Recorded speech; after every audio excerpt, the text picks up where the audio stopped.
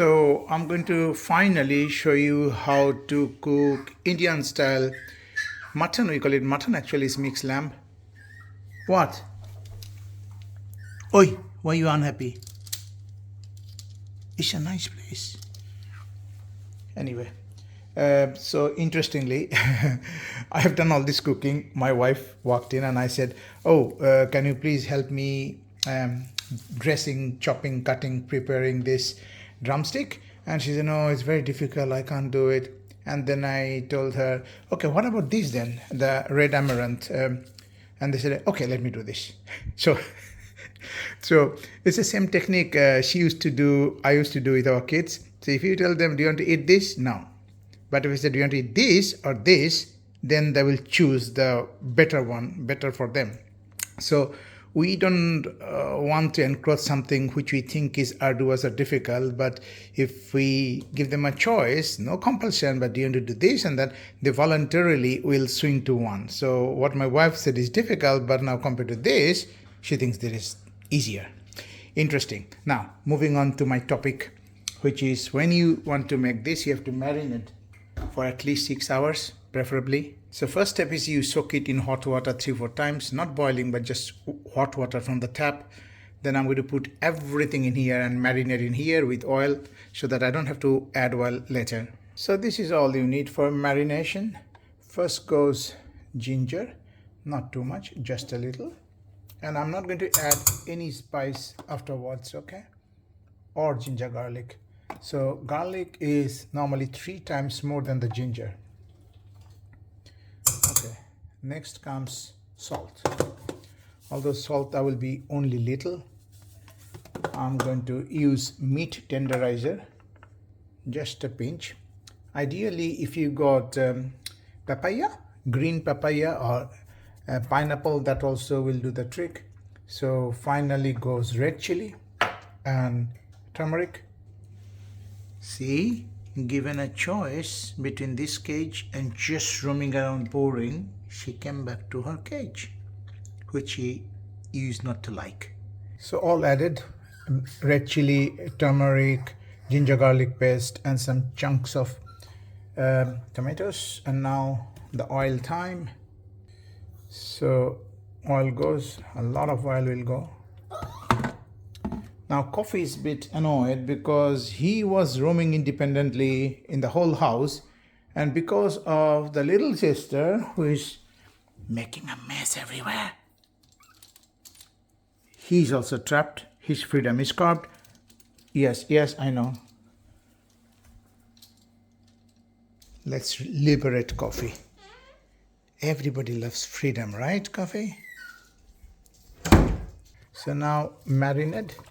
I will also put just a little bit of hung curd or yogurt into this marination. And all you do after 6 hours, turn the heat on, wait for whistles, 3 whistles.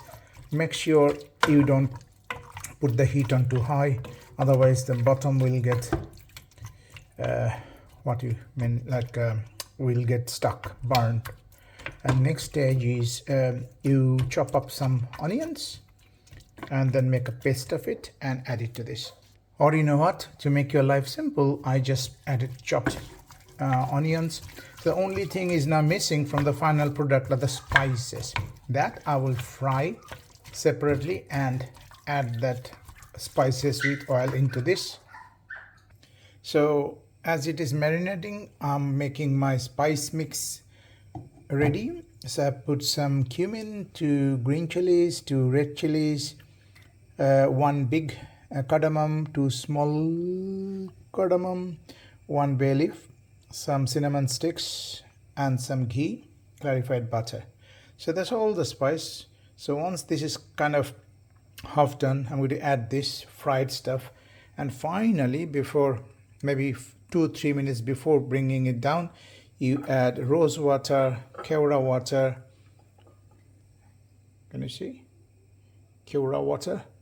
All you can get from Asian groceries like M18. Some nutmeg, mace powder, only a tiny, others will be very bitter.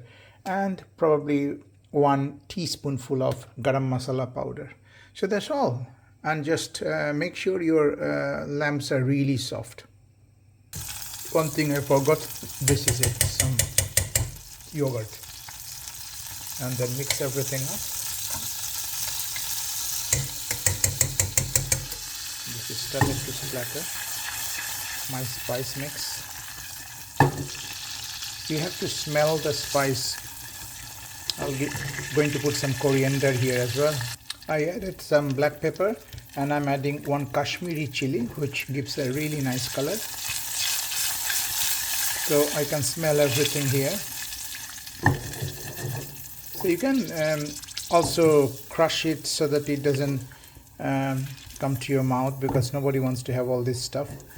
So I'm thinking whether I should do that, but most of the time I don't do. It's called khare masala ki goes. That means khare masala, the whole spice, you don't grind it.